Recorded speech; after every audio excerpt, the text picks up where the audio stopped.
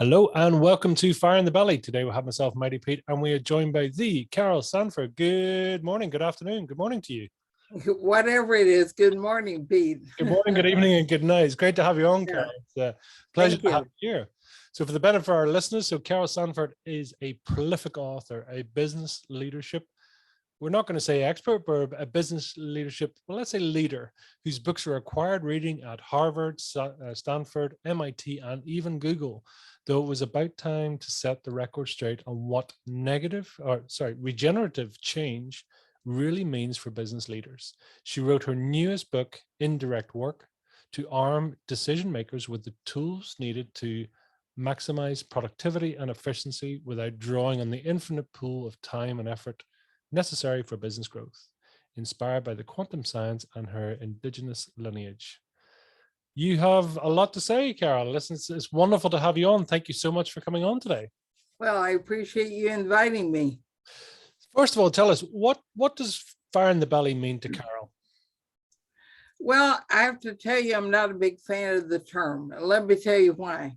I'm often asked about what I have passion about and fire about, and I always say those are the things that get people in trouble, because we end up on a roller coaster of things are great and things are low. What I really pursue is caring, and I mean it in a different way than taking care of people. I mean it in a way of growing people, and I find that if I pay more attention to that than passion or fire, that I'm more got a kind of stable energy. So I think what you mean, I would guess, is more the ability to stick with something and care enough about it that you will commit some part of your life to that. So I would say, if I were to say it the way I say it, that's how I'd say what I hope you mean. That's a determination, a persistence that you just keep going. It's not, is it that focus and that continuation really? Yeah. Well, it's also a little like grit, that term that's popular out there now, which means I do dig in and make sure I'm really working on the right things. For me, I have to add to it the idea of growing people, because if not, then it ends up being pretty self-centered. I'm passionate, I go after you, I have fire, I try and change you. Rather than I look at, we're all doing the best we can kind of at any point in time.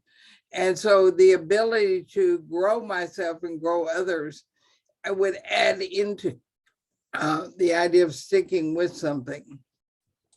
I mean, so that aspect of caring, is that something that you have? Is it something you've always had, Carol? Where are you sitting in your journey? Anyone who tells you they've always had it is lying, because it's a capability one has to build. I had the enormous luck of having a I don't know why I have this frog in my throat all of a sudden.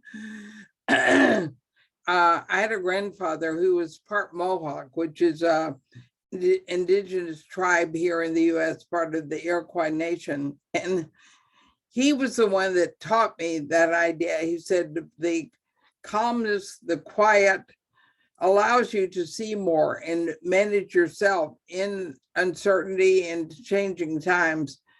And then what you want to do is not be subject to whatever's out there pulling you or scaring you. And I'll have to tell you, it took a very long time to grow that in me. As you can tell, I'm no longer a young chicken, but I've been at my work a very, very long time. And for a long time, I would say until I was in my mid-50s, I got hooked on everything. If my client loved me, I was happy. If they were upset about something or they weren't doing well, I would go off the end of a ditch. What I kept reminding myself of is all that really matters is whether we can grow these people, all of them inside of a company. Like in Redcastle, Ireland, where I was, there were almost 3,000 people who worked there, and they had many suppliers. And if I got upset about what they thought about me, I wasn't doing the right work. And so I use the kind of work I do in companies to grow me. And I can't say that 100% of the time I still remember to ask not what's wrong with them, but what capability can I help them grow so they can do what they're pursuing. So it's more constant now, but I wish I could say I'm perfect at it. When you say, do you see a capability in somebody else, or is it a sense that somebody's capable, or just a knowing that everyone is capable of more, full stop? Oh, all right. Love that question. So if I look at an individual, I know that there's potential there, but it's not generic, like some list of things I have to learn to do. I work with something called essence, which is the idea that each life force, whether that's a life shed, watershed, a city, or a person, has an essence, has something they are that no one else is. It can't be duplicated. And we can probably come into the world with it. Who knows where it comes from? But the idea is it's usually pretty undeveloped. So we have personality, but essence is the deepest part of us. So when I'm working with people, I see that there are kind of capacities and capabilities that they need. And I'm not a soothsayer or seeing in people. I have conversations and help them discover what that potential is, what the capability is. And then what I'm really good at is building capability. So let me say what I mean by capability, if you would, because I think that helps. It's capability at the level of function, for sure, what we can do, what we can take on, but it's also capability at the level of being, like caring we're talking about is being capability. Can I remember to care even when I'm feeling afraid? And then there's the will capability, my motivation. Can I manage that? Can I focus it? Can I be present with people? Can I bring everything to bear? Most of us do not do that very well. 99% of the people in the world are reactive to the world around them, or their ego gets hooked and they want to look a particular way. So for me, I educate people. I'm an educator more than anything else. I mean, you almost said expert, which I've got to get my PR team to not send that to people. They keep calling me that. And what you want to do is give the kind of capabilities it takes to be a full human, which we don't get developed. We often get just the skill part. So I teach people how to run a big corporation. I know how earnings, margin, cash flow works. I ran a company, I sold a company, I merged with one and went public. There isn't much of the territory I haven't experienced personally, but if you can't do the personal work and the work as teams and groups managing yourself, you can't take anything I give you and make it work.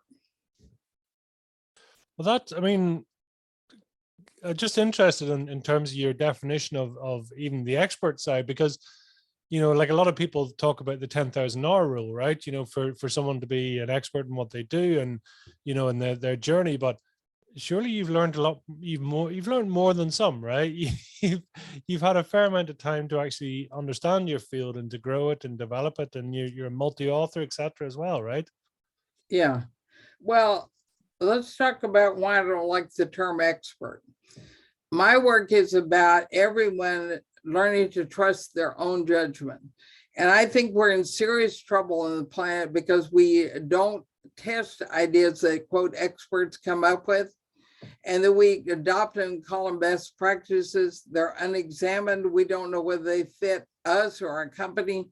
And so my work is about teaching people to trust their own judgment. And if you hear an idea from someone, and they particularly if they call themselves an expert, be very skeptical, because the majority of what I see, what people call them selves experts, is fragmented. They've taken one thing, maybe done it for 10,000 hours, and I do think there's some functional skills you can get pretty good at, but expert is arrogance.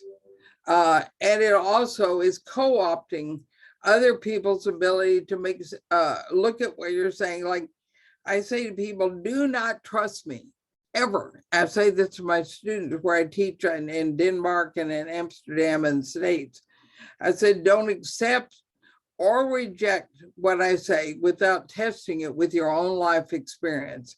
And so to me, if there's anything that I'm good at, I will say, like, I'm really good at designing events where people can discover for themselves. They can test ideas and see if it works for them. They can learn how to do that. They can overcome their addiction to experts and best practices that are all unexamined. I've never seen a best practice that really met my criteria of my life and what works for me, because the only best practice there is if it works for me. So that's why I don't like the term experts. It puts arrogance on top of something we may or may not be good at, something may or may not be examined.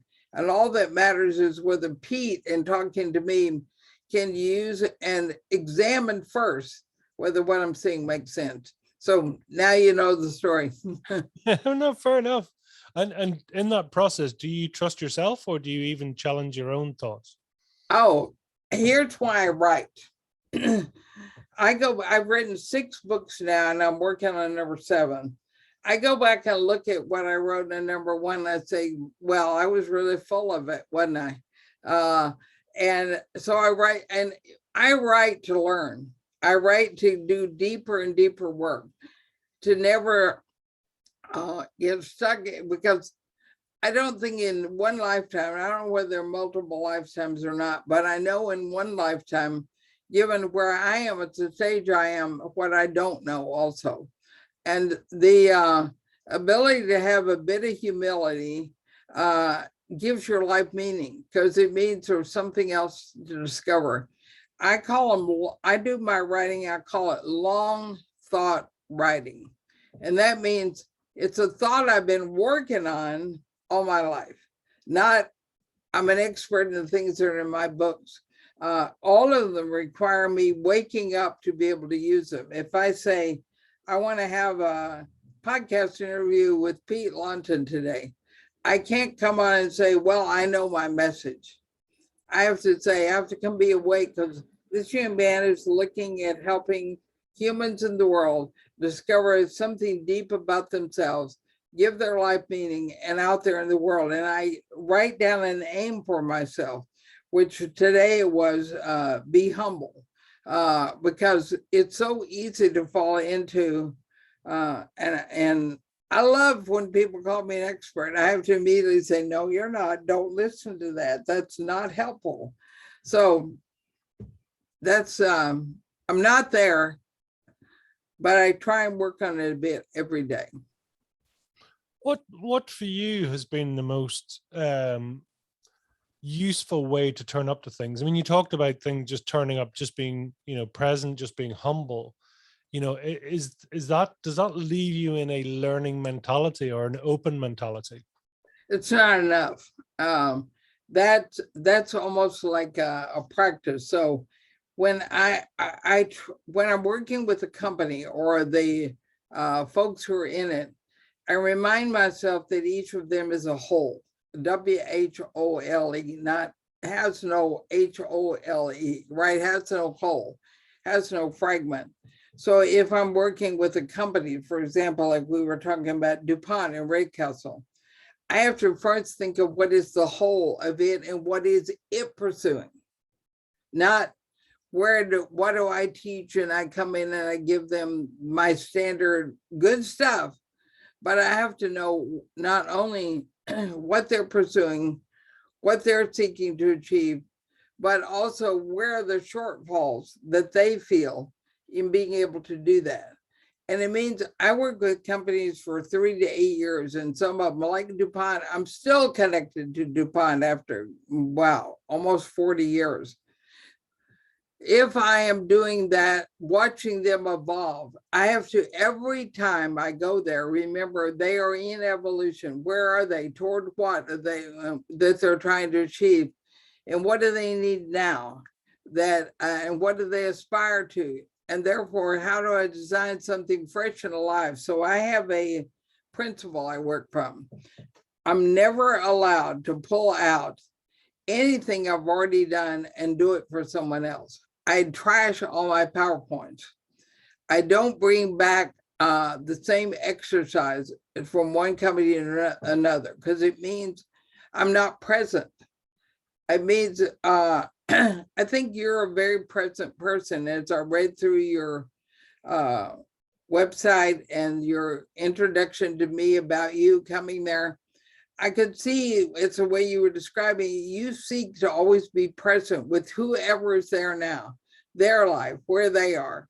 And you don't say, well, how do I get this next point across and this next point? And you have a blank piece of paper, right? That is a very important practice, because it means you're relevant in the moment. You're awake with someone and you're seeing how you're probably passing it through your own experience a bit and seeing how it fits what you've done. Those are that combination of knowing where they're going, what they aspire to, what is the next level of capability, and managing my ability to manage my ego. That's why it helps keep me present. It's that combination of things. It's so true. I think it is. It's just the being present, and it's something I think is becoming, like someone said, we're becoming more and more connected every day, but we're also becoming less and less connected to ourselves and to each other. It's Yeah. a weird dichotomy, right? We've never been so connected and yet so disconnected. It's weird. Yeah, I'm actually curious, if you allow me to ask you a question. Yeah, sure. How you came to the work that you are doing now. And I suspect there's a life experience that isn't just about going to school somewhere and getting a degree. There's something about you that has led you to the way you're working. Are you willing to throw that into our mix? Yeah, I don't mind. I would love to say it was planned. Yeah. Up until probably 3 or 4 years ago, I was a building engineer. Now, I was always curious about people, because I learned fairly early on that everyone has a passion for something. And that's something, whenever you get to speak to them or whenever you get to connect to anyone and find out what's important to them, then they completely change as a person, and I had a weird example that I was there was a building engineer that was involved in a project, and for everyone in the project, he was a difficult individual. He was very quiet. He was very, just wasn't exactly a sort of a playing member. And I happened, just by pure coincidence, to have to be in an elevator going down, leaving the building one evening. And it was a Friday, and I happened to say to him, "Is like, have you anything planned for the weekend?" And he started talking about duck hunting, so going out and shooting ducks or clay ducks, that man lit up. He absolutely, completely changed his persona. The engineer was gone. This person who was passionate about his sport, passionate about what he was going to do, what it meant to him, and all the rest. And I actually came away enthused by that conversation. And that to me was so significant, saying everyone has something and just find it. Yeah. And how did that lead you then into doing, because you do, I think, coaching and consulting, there's a bridge between that wake-up call to you and where you are now. Yeah, it's I've my background, I suppose, 20 odd years in business, and I've always been of a push mentality. I'll work harder, I'll push harder, I'll do this, I'll do this, I'll do this, until you think you get to a stage in your life with kids, or just the sheer momentum and the sheer weight of life that actually it's exhausting. And that's when, for me, I had my midlife opportunity, as I like to call it, where I just it's the decks are cleared and saying, listen, you can't push any harder. It's no longer beneficial. So you have to find a different way of doing the same thing. And that's asking the question, speaking to people who have done it. And that it just happened to be something that I really enjoyed doing and happened to be quite good at, is chatting to wonderful people like yourself. And what a privilege, right? To share those experiences. Yeah.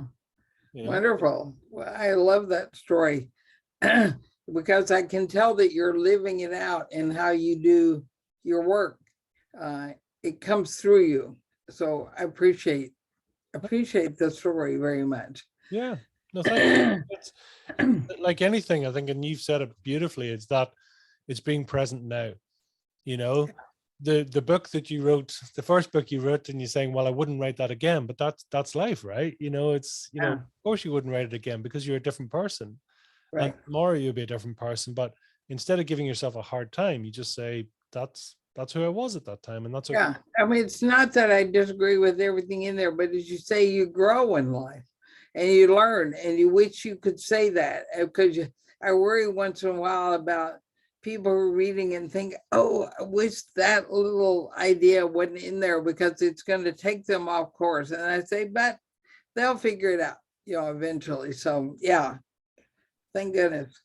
Talk to us about your latest book then. What was your intention, and really who's it for?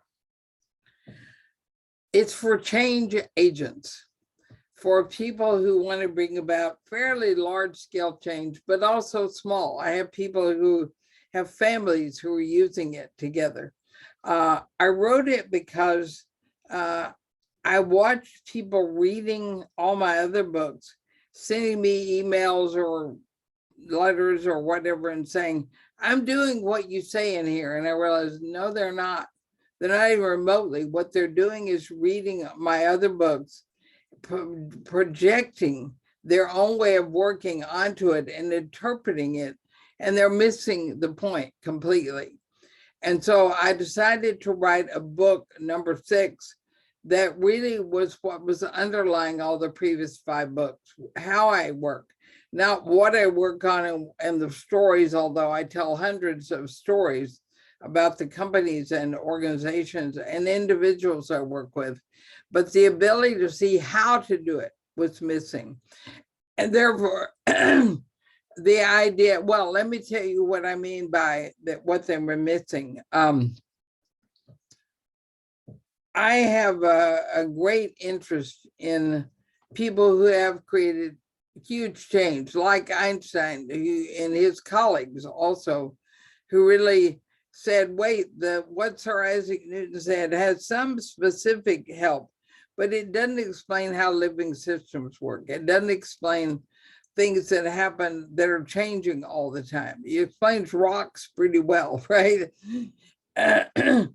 And one of the things that Einstein said, which I hold in mind, is that most of us think like Newton. We think like a billiard ball table or a pool table is what I think he meant, where you have pockets around the outside, and you name and define what the pockets are you think the world should get into. And then on the table are all these cue balls, and you know who those people are and what pocket they are to go in. So if you are one religion, you want to get all the other religions into the pocket you pick. Or if you're a conservative or a liberal, you think the other guys are wrong and you got to move them around. And you're the cue stick. You're trying to hit the ball into a pocket you pick and the people you think should move. He said, and Einstein said, that's how we view how the world works. Instead, what quantum physics tells you is it's all a matrix. Like if you saw the movie, The Matrix. But also he used the example of the womb, that it's the matrix for birth, for life, and that you can't control things. You don't even know what the pockets are. You may make it up and think, well, this is what this mother should do, because we need to get that baby to do certain kind of things, and you become in charge. He said, we need to be more like midwives, where we're serving the baby seeking to be born. We are at the moment watching how it goes and knowing that whatever we do is going to affect a lot of things, not think we're a cue stick, putting things in a pocket. Like doctors used to say, I deliver babies, and women woke up one day and said, you don't deliver anything. I deliver the baby. You catch it if all goes well, right? So I think that understanding how it is that we manage change is really important, not to get into a billiard ball idea. Therefore, indirect. Einstein said, or David Baltimore wrote this, one of his students said, everything is indirect. we know from Einstein or from Heisenberg that if we move one thing, a bunch of things move. We think we were moving to make a particular thing happen, but no, so much moves. It's, like the butterfly effect that we use as a metaphor. So give up the idea that you're in charge of the universe and work on the indirect. So this is a little long, but let me go on just a minute more unless you want to interrupt yet. What you want to do if you're working on change is make the matrix healthy so that it can decide the work that it needs to do. You want to support it in whatever it believes. I identified in my work over the years 3 core arenas that we have to work on indirectly, not telling which cue ball or which goes into which pocket, which is capability, culture, and consciousness.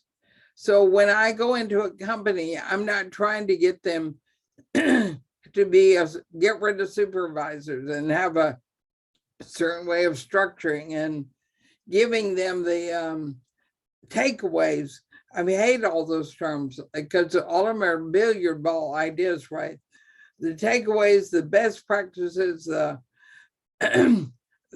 outcome, well, the results, certain kind of financial results. But by the way, my companies grow 35 to 65% in revenues per year. So they make great money, but I'm not working on the money. I teach them how those figures work, how earnings, margin, and cash flow work, to not how do you count them, but how do you make them in the operation.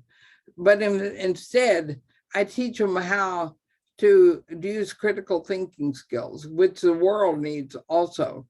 And I teach them how cultures happen and how they are indirect. You can't decide to design a culture. You work on the things that create the culture. And then consciousness, we think of that as some kind of go to India and sit in an ashram. No, consciousness is what you and I are working on right this minute, trying to stay present so we can work on ourselves. So this book, that's how I work in every company. And people were reading my previous books as billiard ball things as a template. As Carol did this, and I was only giving it as an example, they would think, oh, we should go do this.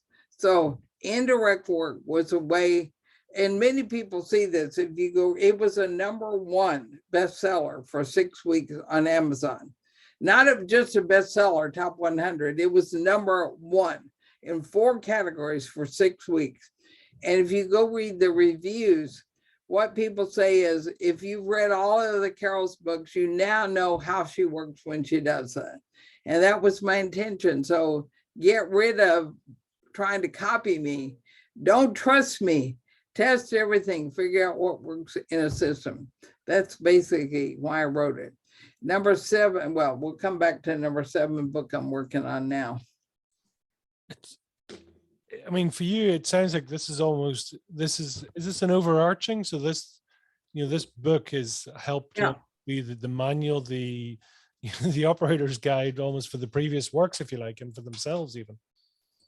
Well, if you make an operator's guide or a manual, you're back to a pool table, right? Not a matrix. So I would say that it's the philosophical underpinnings. So it's very much, I write about paradigms. I don't know whether you know the name Thomas Kuhn, who wrote a book called The Structure of the Scientific Revolution. Thomas Kuhn, K-U-H-N. He introduced the idea of paradigm shifts into the world. And he was one of my professors at UC. Well, he was a visiting scholar, and I got to sit in one of his classes. He was probably one of the most profound influences on the direction I've gone, because he taught me that pretty much everything I had learned for the first 20 years of my life was probably about to change. And I'd grown up in a very, very conservative household, very religious, very authoritarian. And I thought that was the way the world was. And Kuhn said, there are these things called paradigms in science, and it turns out everywhere that scientists believe something for a long time and something cracks that egg. And all of a sudden we go, wait, like I saw Isaac Newton into Einstein quantum physics. You can't think that what you know right now is it. You have to be prepared for cracking your own egg, your own worldview. And so I set out to help people learn how to crack their own worldview. And I created something that's a working instrument called the 4 paradigms that are awake in the world right now. And people are attached to one of them, think that's the way everything is. It's the truth, you know, God spoken completely, no question. But you can see if you look back over history, even in the last 100 years, that we've moved from an extract value paradigm, the base one I talk about, where we get everything we can from Earth, we get everything from our company, from our consumers. It's all about extracting from my personal value. But some 50 years ago or so, it became apparent that we couldn't do that anymore. And there was the next paradigm born, which is, I call a rest disorder, trying to stop the extraction. We call it now sustainability, circular, you know, there are 100 names for it. But even then we realized that that wasn't enough, that we can't just keep doing less harm, less harm. It won't get us back to a planet that works. So there was a group born called the do-gooders, right? That we can't just do less harm, we have to do good. And they took on trying to bring all the right things to the world. The problem is with do good is it depends on whose definition of good. And so you have philanthropists and religions which spread out and try and convert everybody. Those are the 3 lower levels of change that is direct. The 4th one that I think is arising is a living systems view, the matrix view, seeing things alive.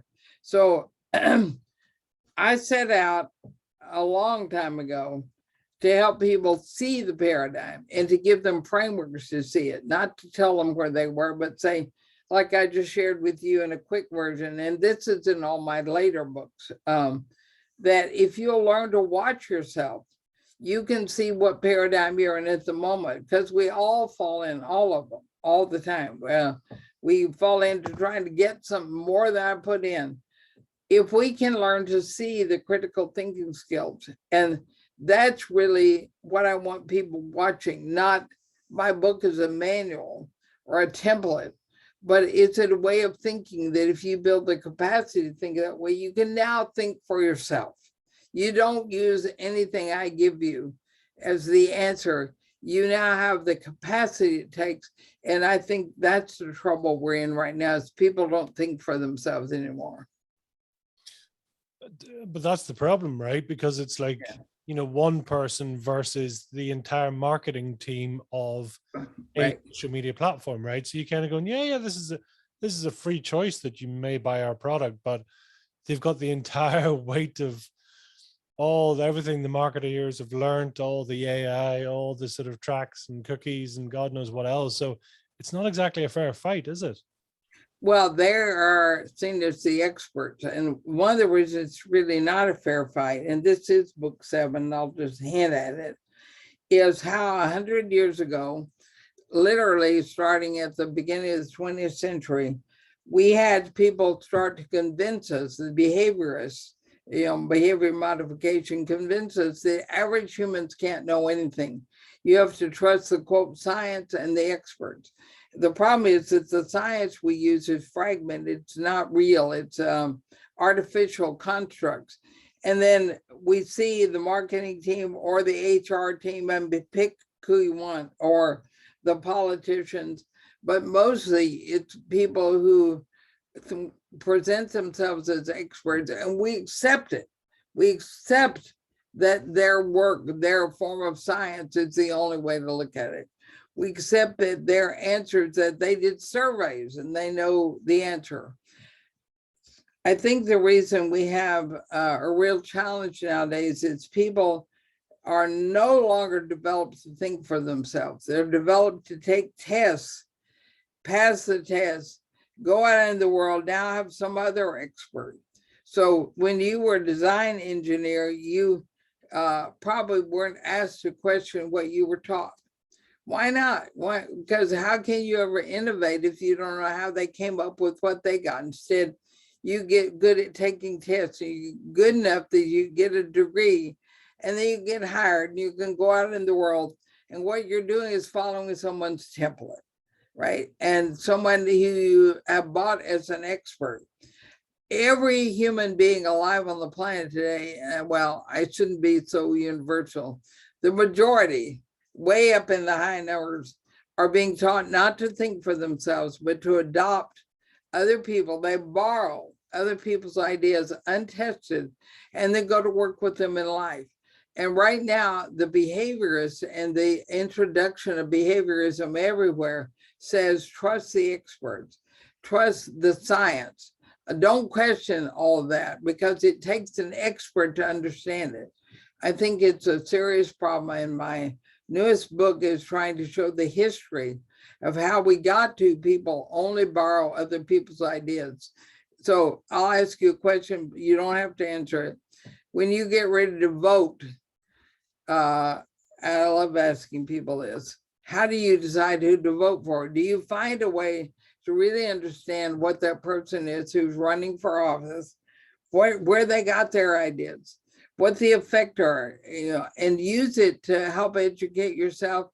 I have to fight to not just go look at what some website that most likely thinks like I do and said they say who to vote for. We don't do the research anymore. As you said, we're more and more technically connected, but we're less and less humanly and mentally connected. So that was all about indirect work. No, I mean, it is powerful that, there's so much going on. So, I mean, what I'm hearing, over is, the answers are within. So, you have to get the pulse of your own thinking, your own mindset, etc., to be able to then take a measured view of what you're being told, to listen to somebody else's truth, and then analyze it for yourself, right? You have to sort of understand your own truths first. Well, yes, but you're missing a core piece, because we currently can't do that. The majority of people can't figure out how to think about it. So we have to rebuild a culture and a capability to think critically, to know how to think of it. I teach people frameworks, systemic frameworks, and how to manage themselves. Because if you can't manage your own fear or arrogance, take your pick, you can't do what we just said. We have to be different people in order to do it. So our work first, and probably continually, is to keep building capability of people to do that. So when I say, don't trust me, don't adopt my ideas, what I mean is build the capability, because what I'm here for is to give you the capability to do that. Not just say, don't trust him, trust yourself, because we don't have the capability to trust ourselves. It's been trained out of us. So yes, don't accept what other people give you, but work hard on building the capability to know how to test it, or otherwise it's hard to be able to test big ideas. But that's been what my whole life is about. One of my favorite games, and I do play it like a game, is I ask people to give me a subject they would just like to see how I would think about it. And so, for example, I've been writing a lot on racism recently, because I can see that the way we're working overcoming racism, or isms generally, biases generally, it's terrible. And so my favorite thing to do is take a subject I know nothing about, use the instruments I have and that I share with people, and come up with a way to think about it. And then a few months later to say, all right, you've written, and I'm doing this with my grandson right now. He's picking subject and we're learning, because he graduated top of his class and he never learned how to think for himself, right? So this whole idea of taking subjects you don't know and practice thinking about them is something people did in the 19th century, is what caused them to be more innovative and come up with the Industrial Revolution and other things. Now we tend to go after best practices. Don't think for yourself. Take something somebody claimed it's a best practice and become passionate about it and go after it. I don't care that you don't know what you're talking about. So this, I think the core we have to work on is the capacity to think for ourselves, not just go use our current capability and say, what do I think? Well, what on the flip side, I mean, what if there's a particular aspect where they're saying, you know, almost decide yourself, but you don't have the passion? Maybe it's politics, maybe it's something else, and sort of going, well, Yeah. just doesn't do it for me. So, but for me to make a useful contribution or a useful decision here, I need to understand more, but I have no passion to learn more. So Yeah. what's your best stance there? Do you take a sort of a no vote standard or what? Well, I wouldn't go work on something I didn't care about. And of course, I already said I don't like the word passion. And let me tell you why. Passion comes from the root. Its etymology is pain. They're the same word. And what pain means is I'm attached to ideas, and every time those get challenged, I feel challenged. And so I fight harder. Like you said, I push harder, right? So I'm not interested in people having any passion, but I'm having, what I would say is I want people working on things they care about and they believe that it would make a difference. So it's not a personal, well, make me do this. The people made you do that in school. You had to do a paper on something you didn't give a damn about, right? And then somebody graded it who didn't care about you and what you thought. And so on for years. What we all want to go back to is what has meaning for us. And then, as I just said to my grandson the other day, he wants to learn to write. And he and I, when he was 13, I helped him write a book. But he's an engineer, computer science engineer, right? So he never was asked to write again. And I said, what do you care about? What worries you in the world? When you look and you think, this is the thing that makes the world not work for everybody. What is that? And he finally, after we talked for a couple of times, he said, I think it's inequality. It feels terrible. I have huge opportunities because of my family. I'm a white man. I feel like I have all these opportunities, and I want everyone to have that. I don't want that much off course. So we set out for him to write a paper, a 10-page paper on his own ideas about what would have to change in the world for inequality to go away. But we started with, what did he think was the core thing that if we worked on it, would make the world work better. So if you don't have passion for it, in your terms, and if you don't have caring for it, in my terms, which I don't think is the same thing, but if you don't have enough caring, you can't get the will, you can't manage your motivation. So start with what matters. But then we need to be present or do we? Yeah. We need to be present, and we need to be sort of part of society, etc. So perhaps politics, or I don't know, any subject that you choose is not my thing. Right. What do I do? How do you? Well, yeah, I don't think you go work on something you don't care about. My life, I think each human life, if we help develop people, it's getting closer and closer and closer to where you think you can make a difference in a larger system. I also don't believe humans have purposes. There's the whole idea about find your life purpose. Again, arrogance to me. What I work on, and I think this is how you find the answer to your question, is you work on finding a role in a system that has a purpose. So our democracy is a system that has a purpose. It has to be governed. That didn't mean that your calling, what you care or think needs to be fixed is work on politics. It might be. I've been playing with writing a long piece on if I were redesigning government and it wasn't communism or capitalism or Marxism or one of the ways we've created, what would it be? I don't think I'd ever share it with anyone. It'd be an exercise for my own mind. That I care. I don't give much money to politics because it's two-term. It's the good guys and the bad guys. And of course, I'm one of the good guys, right? If we think that way, we can't govern.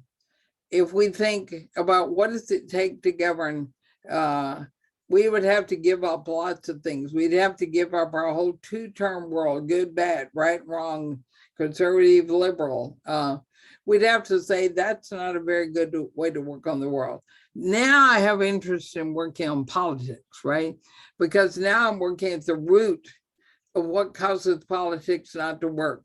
Otherwise, I'm voting somebody into office and somebody else will vote them out of office next election. And we will escalate the disagreement. And I'm not working on the core purpose of democracy. I'm working on the problems. I'm starting from a fragmented problem view that has a paradigm which splits things. So you don't work on something that doesn't make sense to you. You work on an idea that you want to play with and see, would that move the whole system, right? Did that translate at all? No, it does. I mean, I suppose and the key word I was picking up there is relatability, right? It's that, you know, for whatever is your aspect and then looking to see what part it has to play in the bigger picture. So as what role? Yeah, exactly. So, and then by de facto, then you actually become involved or you become interested because you understand the greater implications and the greater connections as opposed to in isolation, right? So I'm going to draw a picture in the air.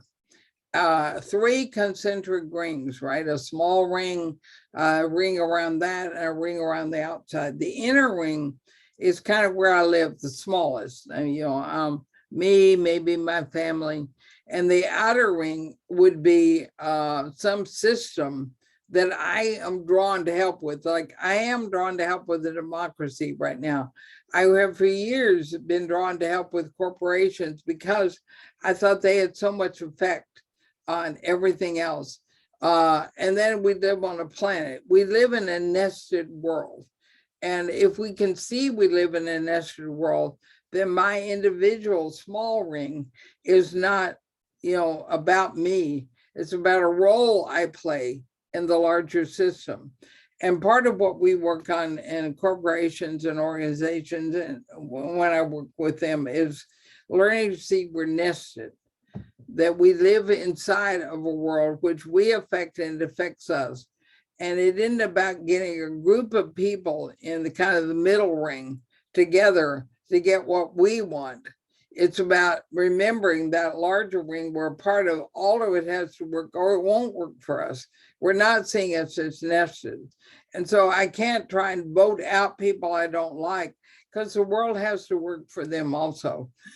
And the problem is that all of that, though, is a lack of capability to think systemically, to see this nested set of connections.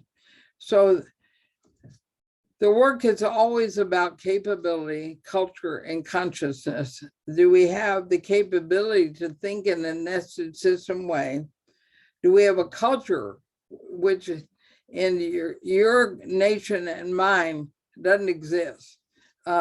It doesn't exist, I think, anywhere on the planet, really, where any one nation thinks about it's nested on a planet.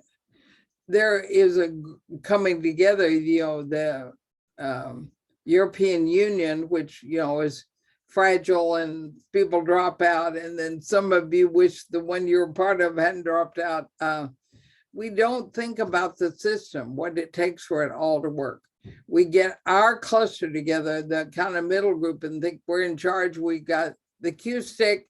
We know the pockets we ought to be in, and we go after it. And when it doesn't work, we go to war.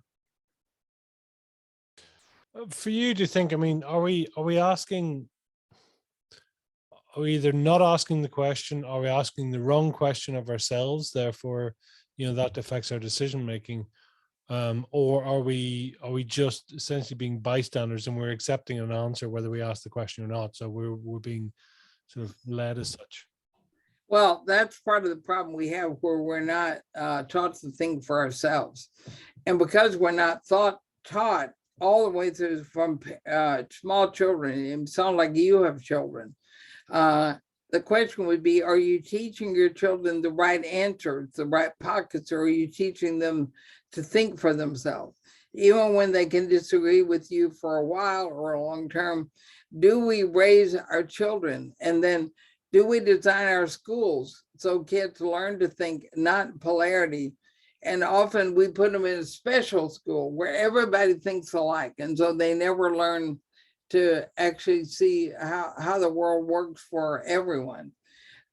If we don't build the capability it takes to see, then whatever we have as an answer, even if it's great, and you can have a group that are doing pretty good thinking, but as long as they think the other is an enemy and they don't know how to think about the system, then they're not going to be very good when we say, well, go figure out your own answer, because they're going to be passive, like you said. They're going to be passive to their group, not necessarily to everything. They will sort. So they hear, like you and me talking on this podcast, and somebody might say, well, I really disagree with Carol. You can't just sit around and do nothing. You have to go get people to move to those pockets.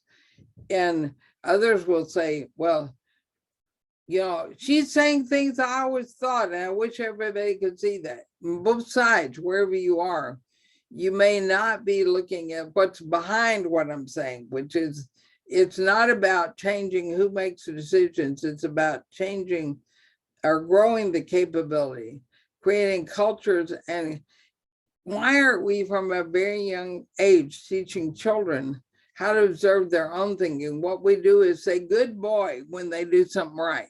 What we've done is just affirmed a pocket on the billiard table, right? We haven't said, when we see them doing something, I have a capability to see what he's doing, but he doesn't.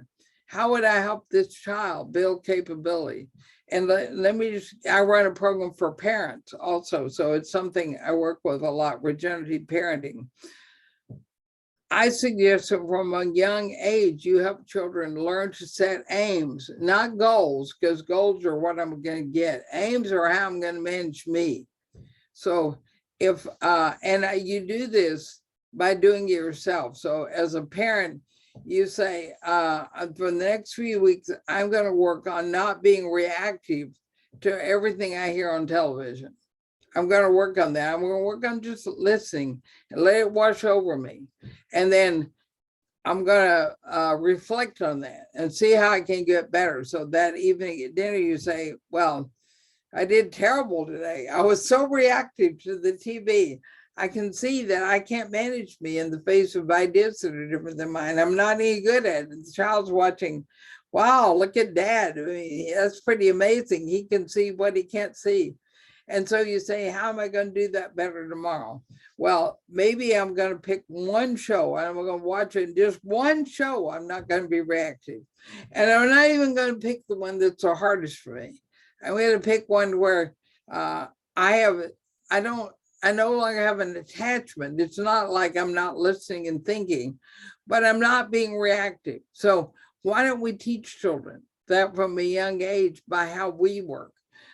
Instead, and again, the reason I have trouble with the word passion is people say, well, but they're wrong. And I'm, they don't say this always, but my passion is X and they're wrong. We're not teaching children to manage themselves and just listen, be present and say, well, how did they get to that idea? What's the challenge they have? How could I do work in the world that helps support them thinking in a whole way, not necessarily agreeing with me, but thinking in a more complete way? So pause for 1 second. Yeah, so it's understanding that, and that's really interesting, to set goals or set aims, not goals.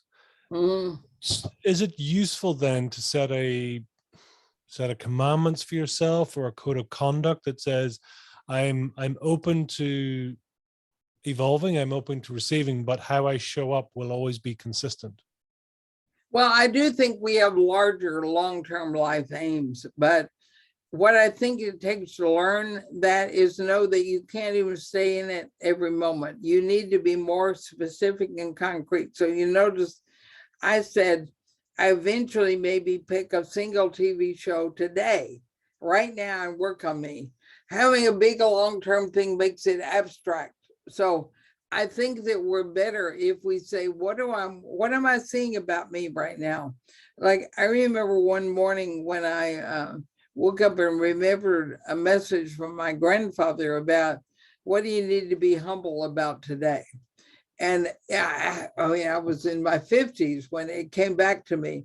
And so I used that for quite a while because I had a really hard father, and I would feel very judgmental about him. And my grandfather would say, what do you need to be humble about? And this wasn't his son, this was his son-in-law. What do you need to be humble about? So I started using that to ask, what would my aim be today? So my aim has to be more present moment, more specific. Otherwise, it's an abstraction. Now remember it a year later and say, oh, I should work on that again. It's all too far away. So pick the morning you're going to get, or the evening you're working on the next day in a specific setting. Now we have a chance of making it work, not when it's 7 commandments that I'll never remember to look at, or 10 commandments, or whatever it is. It's and that aspect, do you think, does that automatically then reveal the best version of you? I mean, how do you? There's no automatic. You should know that by now. Tomorrow I'll forget it. The major thing about consciousness, one of my 3 indirect work, it's in the moment. You're never eventually conscious. I swear to you, I've studied with many lineage teachers in India, Tibet, all over South America, and they all tell you it's minute to minute. There's no, you add it up and suddenly you're conscious. Consciousness is a momentary practice.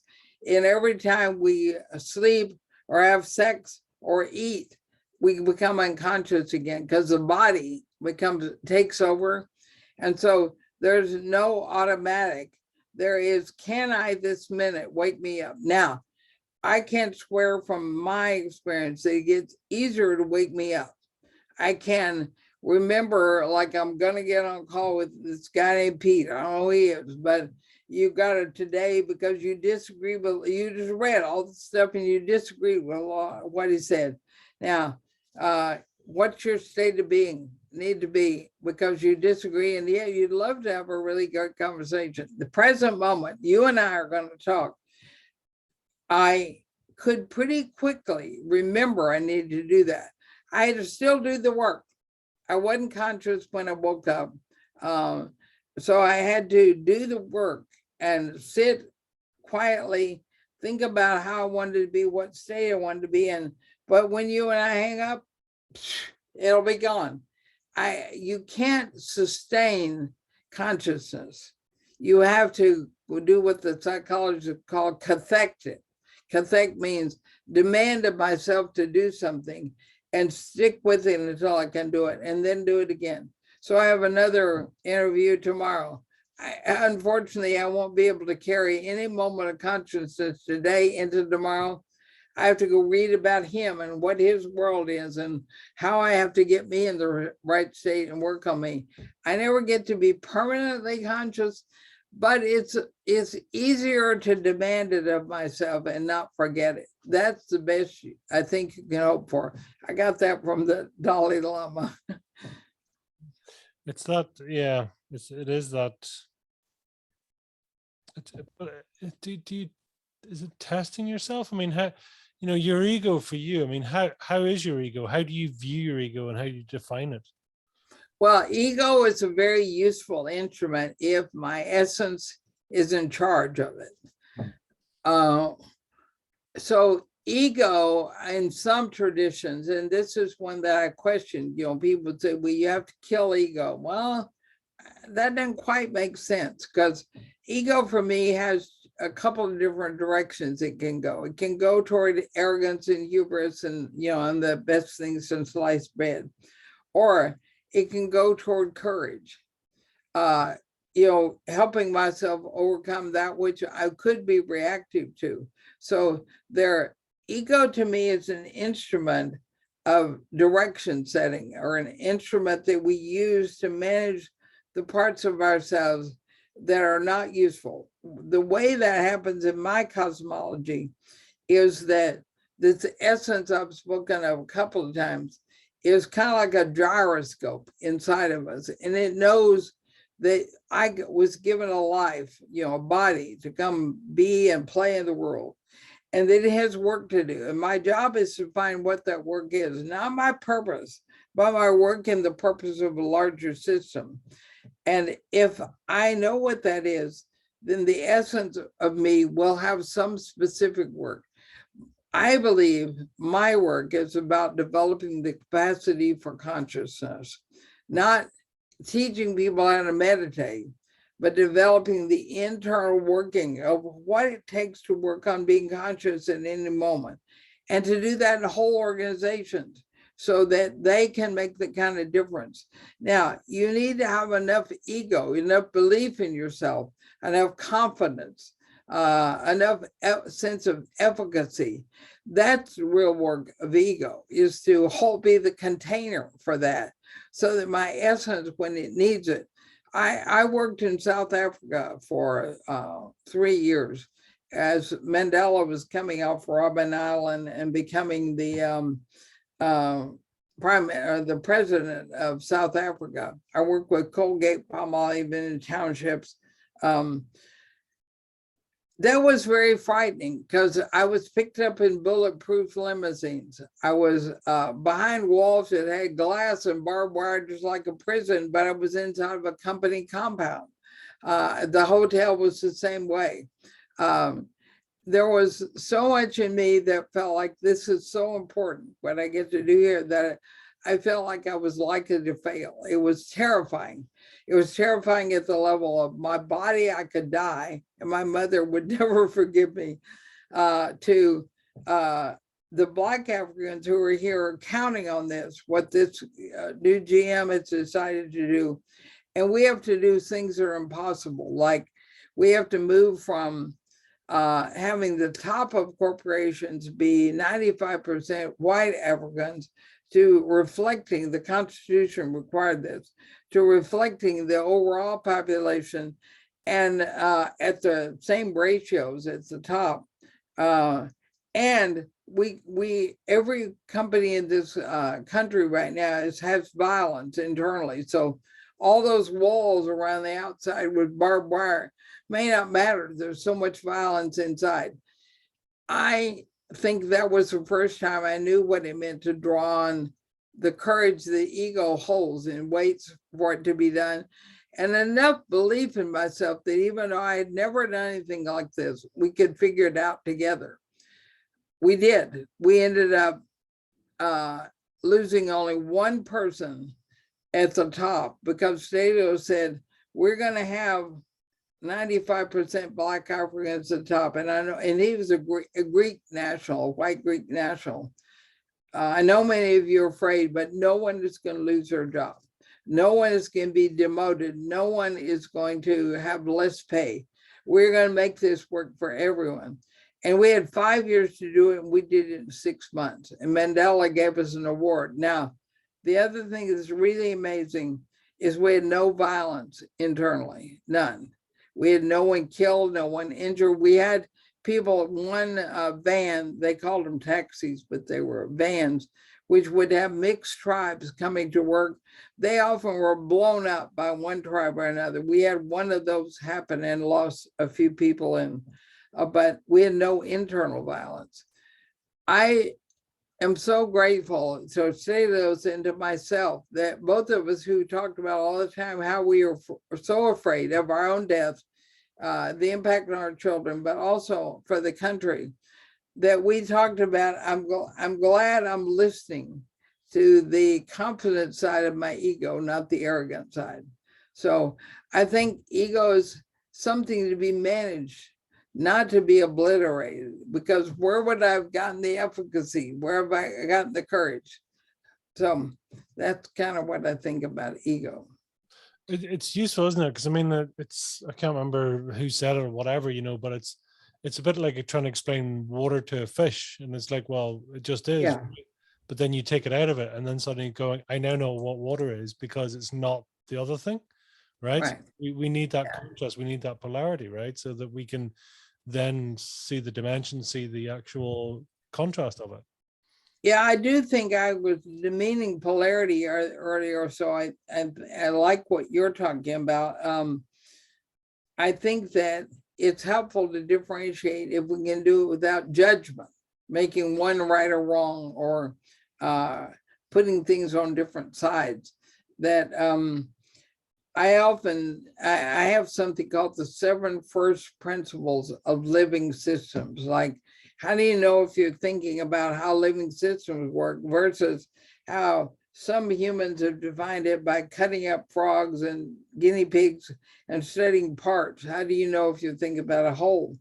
And one of the things about having principles is that you can use them to differentiate. So I put on one side, I'll give you an example. On one side, there's fragmentation. On the other side, there's wholes, WHOLES. We fragment almost everything. We do in our science where we cut up things because we say it's too complicated. What I mean is I'm too stupid to be able to know how to do it. So I'm going to dumb it down to the level of intelligence I have. So I will use polarities to get energy, to see when am I fragmenting and when am I whole, as opposed to I'm whole and you're fragmented. If you do the polarity where one is where I am and one is where other people are, it doesn't do the fish and water example you were giving. You have to say there's a system, which is the fish and water, and I can only see it when I get out, but I'm still seeing me as fish and water. I still know that I live there. So I think polarities, when we add judgmentalness to us, don't do what you said. But if we look at ourselves and understand when we are falling into a non-whole way of viewing, they're very, very helpful. Do you find, do you need to reflect off others outside of yourself to even to calibrate your own thinking, or to really see if you're assessing it in the right way? Do you need confidants, mentors, others in your life to give you that perspective? I'd say you can't do anything without a community, but it's got to be a community which has a developmental epistemology, which means I believe that we're growing, each of us, to be able to do that together, not because we need opinions of others, but because we need a culture and consciousness and capability. And I run communities. People are part of 2 communities I've run for decades, and people stay in them for decades, where we're learning all of this kind of work together. They all apply it. Some are CEOs of companies or senior leaders, and some are regular change agents. And I'm in the community. I steward the community, and because I'm very good at design skills, I design the developmental sessions. But we don't go do work together in organizations, but we have in one of them's corporations and groups of organizations, because some are also not for profit, and one is for individual change agents. So to me, that's a culture. Any moment, like when I'm writing, I can go take any instrument we have and I can make my thinking better.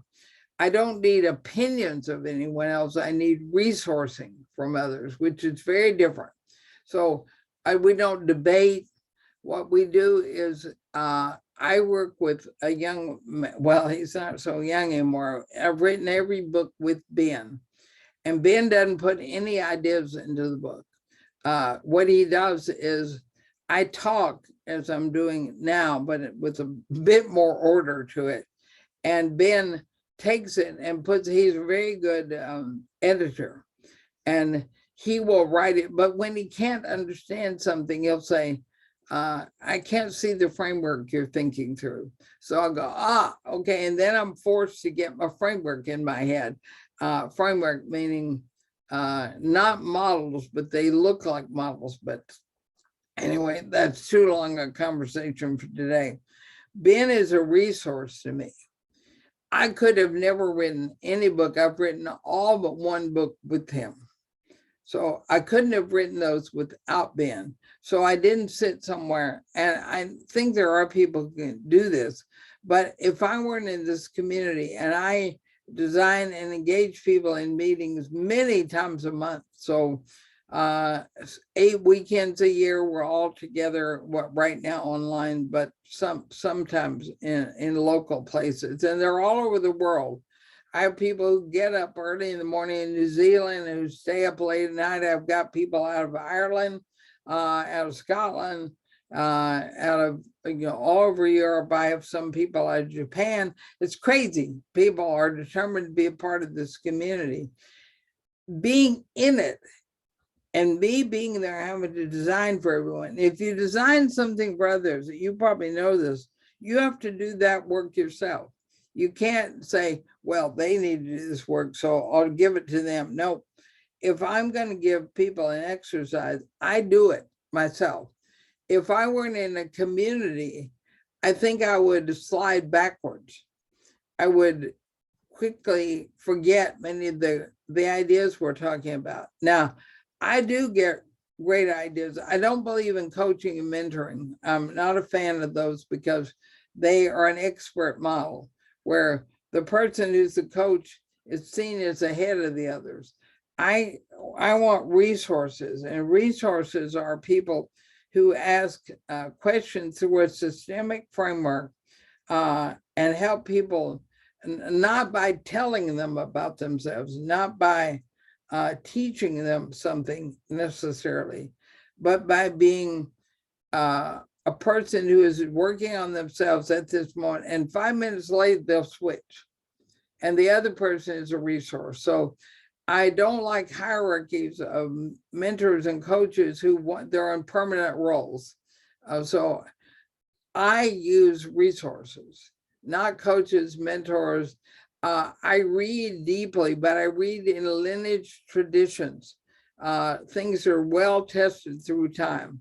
I will read popular books because my clients are reading them, but usually I read them to push off of and go say, what can they not see?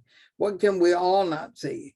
How is it we create something, not to even talk about that book? I don't say anything about the book, but I'll say, here's where we have to grow ourselves so we can see more whole, because I see books written about this piece or part, but when you do the piece or the part, you're not thinking whole enough. So to me, that's how I use other resources, whether it's books or, and I run an ongoing meeting for my members on how to write, how to publish, and I publish a newsletter, a Medium, and in them I would say, go read things you disagree with. Read a lot of what you disagree with without judging it, without making it wrong. Can you do that? That's a good practice. And then ask what capability is missing, not what ideas are missing, but what do you think is going on with that person, that their capability, if they had it, would expand what they could think about, not make them join me, but always think about what I'm working on is capability in a one-to-one basis of no hierarchy. You're not smarter than they are. You're not better than they are. You've not got better ideas. You're two people, each of which are growing and learning together. And you should be each be able to help the other. So yes, I use resources.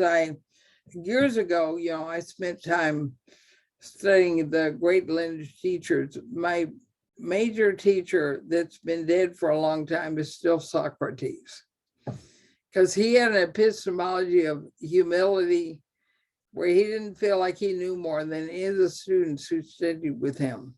He was so dangerous because he thought that.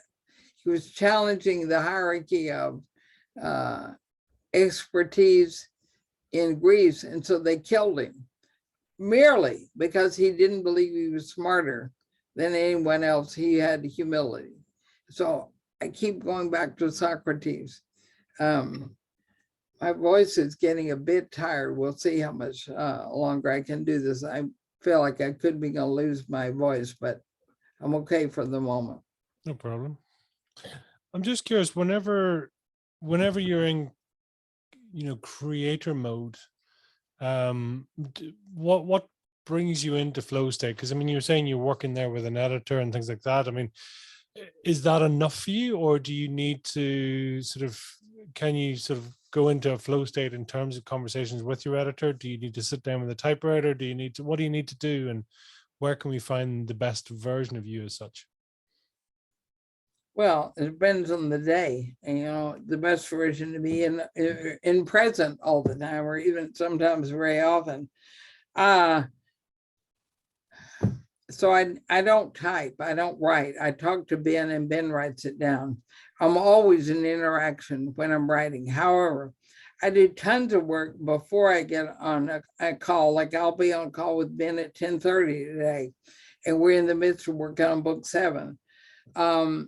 Where I start is always an idea of some capability I think we as humans are missing, like this, and what we can do to build it. So the book 7, I can talk live about how I bring a book together. I have all my life, this is a long thought work. When I was in high school, it's the first time I became conscious of a subject that I didn't understand how important it was until 60 years later, where I was given a battery of tests in high school that were by the new psychology of behavior modification. It'll be in the new book, the story, but I was ranked mentally retarded because I couldn't do very well on their tests. I'm not good at using memory tests where I have to memorize a bunch of stuff and then put it out. So I then had a series of those kind of events all my life keep being imposed on me, where people, including my father, who told me I was really stupid and I was never going to amount to anything in life. And a lot of people tried to put me in special programs to help me because I was, quote, ADHD, they would call it now, right, or dyslexic. And what the problem was is I actually had a mind that worked very differently. I could see very complex, exciting subjects, but they didn't submit themselves to testing me by behavior. So I have this subject, and I finally did the research on where behaviorism came from, and I found it was an intentional idea. The psychologists of today were in the Department of Philosophy. They wanted to become famous and get grants like all the physicists in the new industrial revolution we're getting. And so they created this idea that we should only believe in external things. We shouldn't believe in the mind, that you couldn't test it. It was all only outside stuff. But in order to do that, you had to convince people they couldn't trust themselves.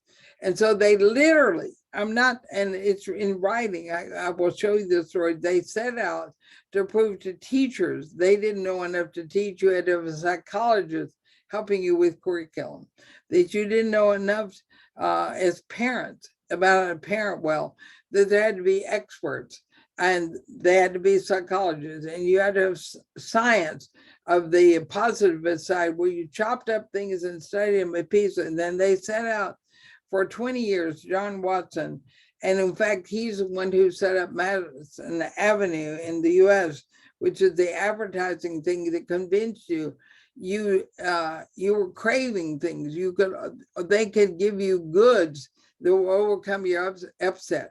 And suddenly I understood so many things about why our world is so externally determined now, why we don't see the inside of ourselves. That profession literally set out to prove to us we couldn't do it. And it's now 100 years later been incredibly successful. So I have to go do research. I came up with the idea, the core of this new book, which you were asking how I think. I have to have that. And then I call Ben. I say, Ben, I have an idea. And he'll say, well, all right, talk to me about it. And he'll say, here's things I don't understand about what you're saying. I go, okay, great. I go off and I work on that. So I came up with a framework for how to convey this. And between Ben and I, we get the words right. He doesn't know where in the world I come up with stuff, but he can tell, he can write it if I can talk to him about it enough, and he can ask me questions. And then he gives me back in writing what he wrote, and it tells me what I couldn't see. I go through 3 layers of editors. So Ben is a developmental editor, which means he helps develop my thinking more richly about an idea, and then he writes it, and then we give it to Kit, who is a detailed person up the kazoo, and she won't let even one little thing get through. I then, usually about that point, I create a group of pre-readers, like indirect work. I had 100, oh no, more than that, I probably had 180 people who said they'd like to pre-read the book. Indirect work is a workbook and a book. After every chapter, it has what I call an intermezzo. I wanted to find out how people were reading the book. I needed that, or else I couldn't update it, do a higher level of work. So about 160 people actually ended up doing the reading, sending me back their stories. The book was rewritten, not completely, but it was made richer because I could see what people couldn't see with the way they did, or what they missed, and therefore I knew how to help them on the intermezzo. It then goes to my publisher. Well, in this case, I published the last one myself. I have had 2 big name publishers. They go through an edit.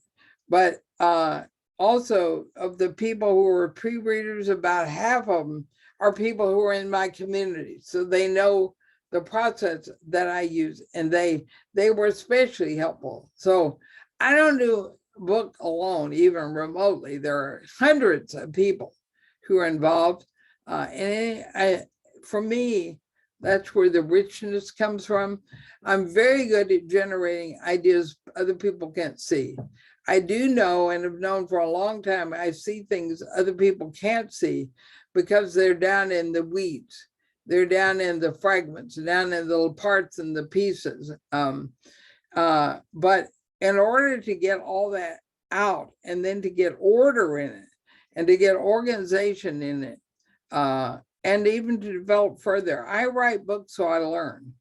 I learn by forcing myself to put what I'm questioning into a book, even before I know what I think ought to all be there.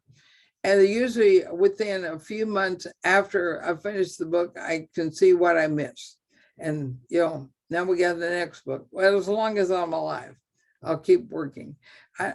That's kind of what writing's like for me.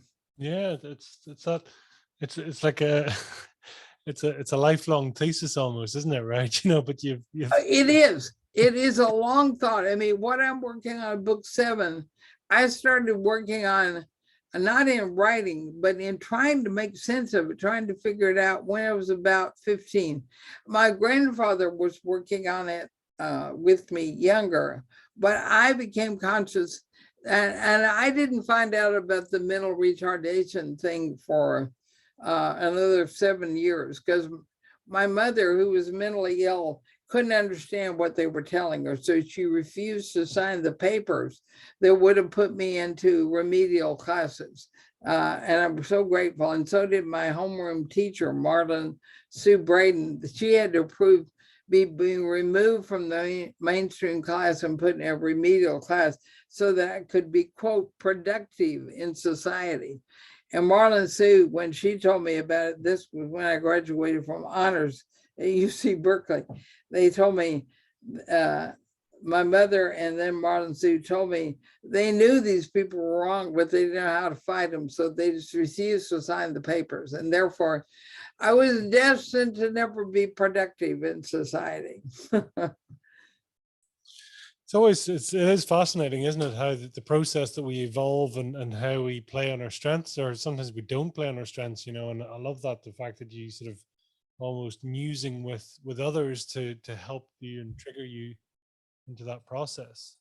Well, I was very insecure for a lot of years. I don't think I have a few insecurities can get hooked, but because my father was so convinced that there was something seriously wrong with me, mostly because I wasn't racist enough. That was, he tried to condition me to see the color of skin in the way he did. And he was convinced there was something wrong with me because I couldn't. And that has a great weight on you, you know, what your father thinks of you. And but I do believe all of this made me, and in some ways my work was always about helping people believe in their own capability, or they could develop the capability to do what they need to do. I think it's some of the things to do what you work on. You work on it with different language, different frameworks, kind of a different worldview, but it's about helping gain the capability to be in the world what you call your best self. I say it again, it's not a term I relate to because I don't think I'll ever be my best self. There's no end state where I get there. There's every day I'm getting more able to express who I am in the world. And all of that made up who I am through life, but it was a struggle. There was a lot of insecurity, a lot of, you know, outward worldly things, which I didn't do well. Like I was never able to successfully have marriages that worked because I had such a bad relationship with my father. And it took until long after he was dead. I have a memoir I've been working on called I Am Too Smart, and that's a colloquialism or for what I used to say to my father when he'd say, "You're so dumb." I'd say, "I am too smart." I didn't believe it, but eventually I believed that I was probably very, very bright, and that I was, it was overcoming all the other things, the reactivity, the small ego, and the misuse of ego, and the inability to find a lineage work, a powerful work construct that I could live inside of, which for me, my work comes out of not only Socrates, but Sri Aurobindo and the mother, out of Mahayana Buddhism, out of some work of the Sufis. So I found things that were much older than anything alive now. Well, barely in some cases, because Sri Aurobindo and the mother were only, you know, dead barely at the early part of my life. But I think you have to find something bigger than what our current popular psychology is, which is what consumes most people: affirmations, behavior modification, cognitive psychology, MRIs on brain science. All that's popular news stuff, which doesn't align very well at all with the lineages that have told us how humans work. And so people get taken off course by things like The Secret, and they don't have a lineage tested ground to operate from. So they adopt popular psychology ideas that are untested and are, I think, degenerative for humans. My worldview on that. I'm probably wrong. I'm wrong about a lot of things. But that's what it's all about, right? We test our truths, therefore we potentially understand a new truth, or we find out who we are. So Yeah. That is the whole purpose. Every day we find out more about who we are and can be. What is your potential? Do you know? So potential is not an abstract idea in my world. It comes out of my essence. So my essence, in my current wording of it, is disrupt certainty. And what that means is we get stuck and attached to a worldview, and a cosmology and a technology. And as long as we're attached to it, we're judgmental about everything that doesn't fit it. So my work in life has been to disrupt people. I've been nicer to you today than I am a lot of people. I do a lot of disruption just to make them uncomfortable, throw them off course. And if you're in one of my communities, I do that a lot. Not because I want you to adopt mine, but I want you to not be stuck in yours. So my potential is always built up my essence. So I still have room to grow is a way to think about potential, right? Ways to contribute.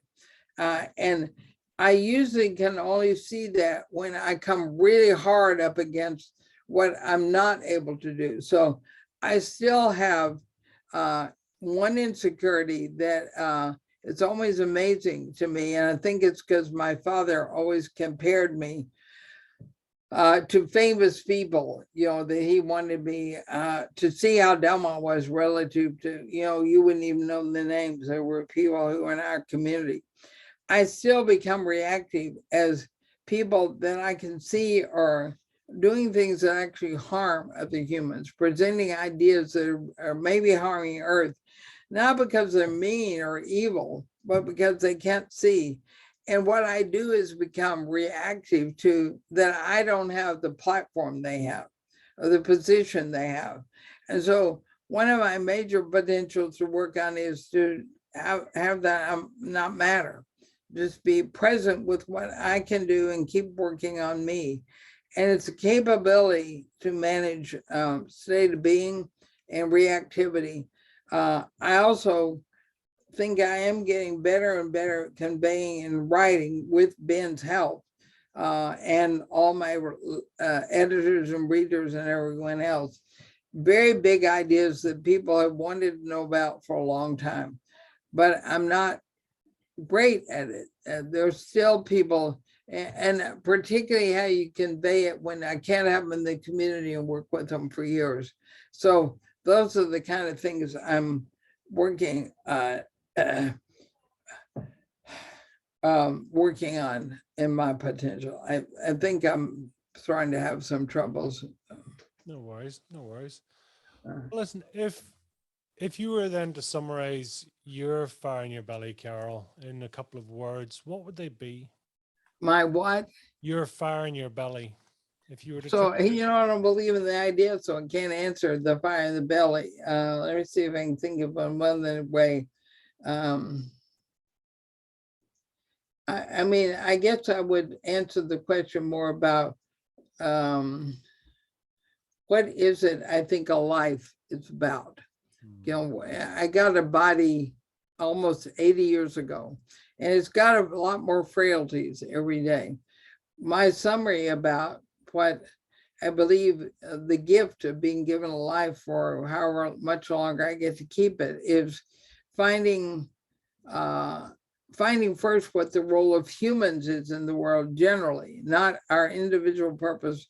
And I believe that's about consciousness, because the more I can be conscious, the more I create a field around me of people who can not do that, can have access to the moment I can do that, knowing that I'm going to then lose my own consciousness shortly thereafter. But the longer and the more often I can get myself in a state where I'm non-judgmental, where I'm non-reactive, where I'm paying attention to how the world really works, how we can move our ability to see the working of the world. And as humans, we have a role there.